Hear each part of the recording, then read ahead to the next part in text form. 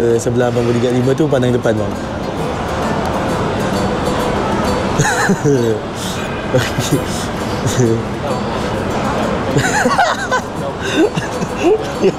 Apa ni yang kereta tu? Tu.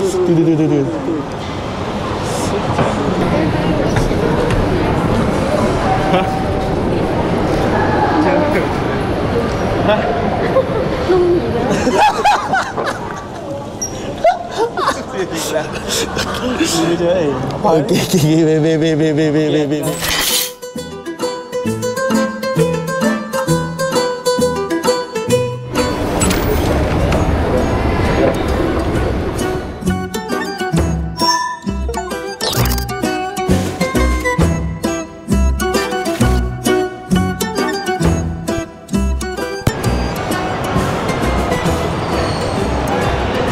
Abang ikut je dia, abang ikut je sampai depan.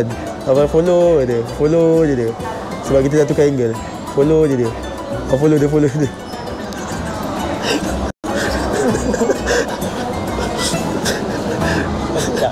Okey dah. Patah balik.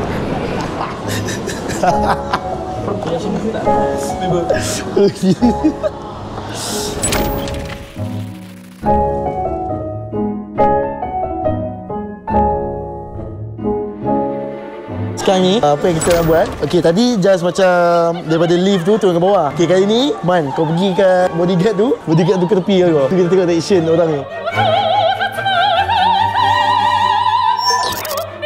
Gigi. Jom gerak.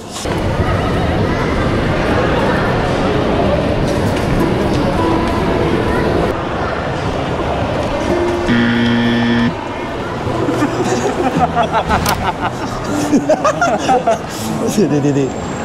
Okey, follow je. Dia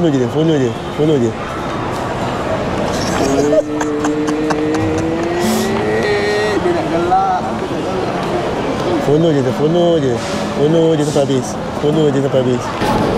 Abang ikut je dia.